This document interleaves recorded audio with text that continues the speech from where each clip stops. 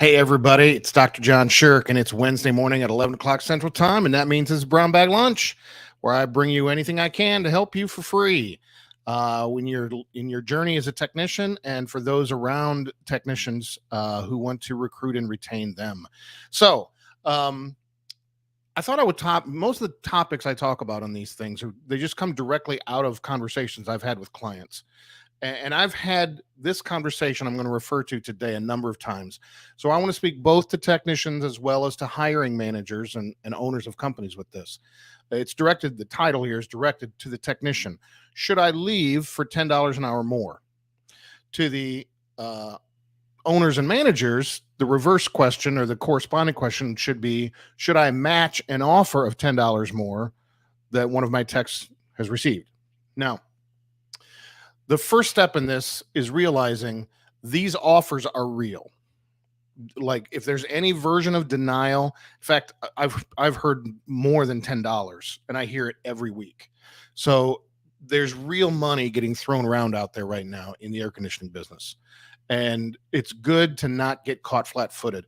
I keep a database from the U.S. Department of Labor on wages for technicians, and they update it once a year. And they've been doing it for years, and so I've had this database for a long time. This is the first time since I've been keeping that data that 1 year is too long to really know what's going on in the market. It just is.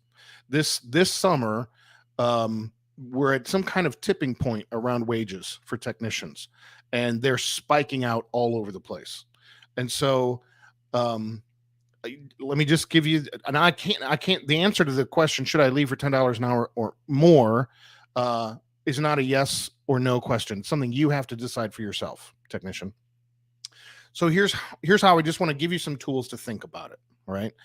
We're talking about $20,000 a year, not including overtime, more at that point. So, it's not like we're talking about a buck or two. Okay. It's actual real money. So, what I would say is, all else being equal, probably you should do it. But how do you know all else is equal? Now, even on a dollars level, you got to do your diligence to find out, is the truck the same? Are the benefits the same? And they're never exactly the same. But what is the out of pocket? What is the deductible for the insurance? The vacation situation, are you losing vacation time when you go over? You have to do the work. Don't hear $10 and just let your knee go boom, like knee-jerk reaction. Okay, check out all of it, right? And here's two reasons why. One is for you and the other is for your wife.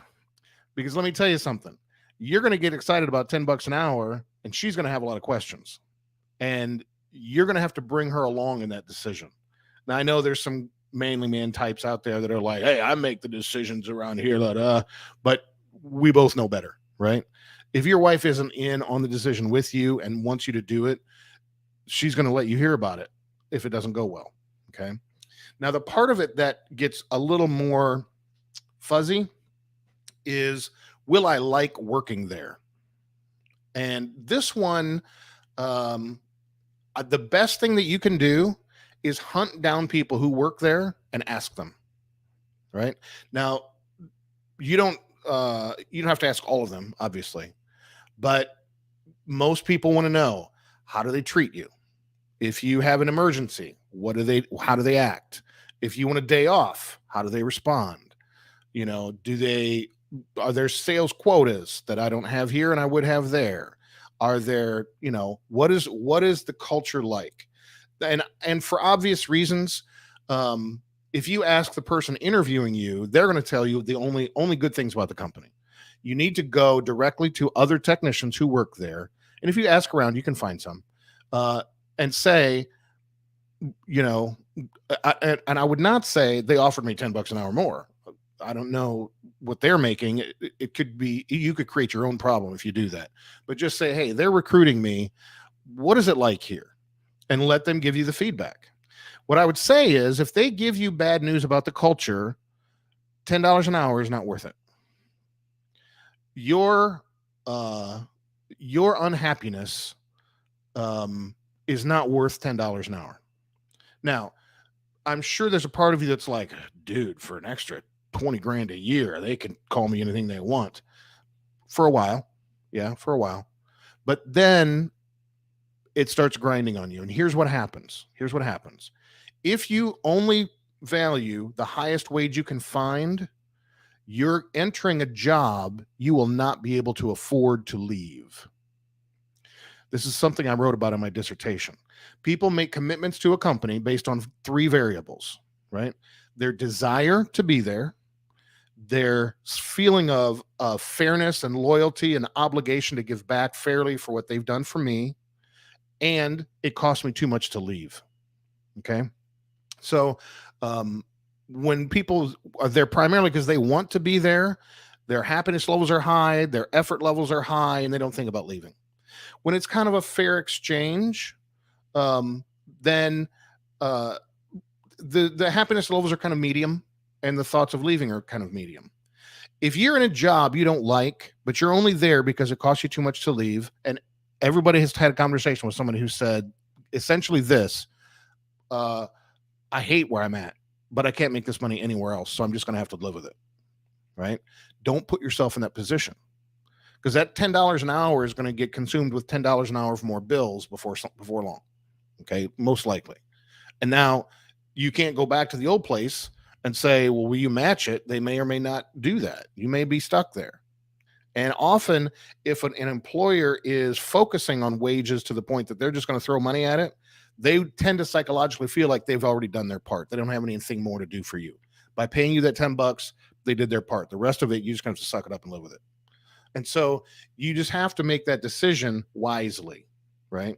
Now, again, is $10 an hour, all things being equal, is $10 an hour better? Yes. But you need to know things are equal, right?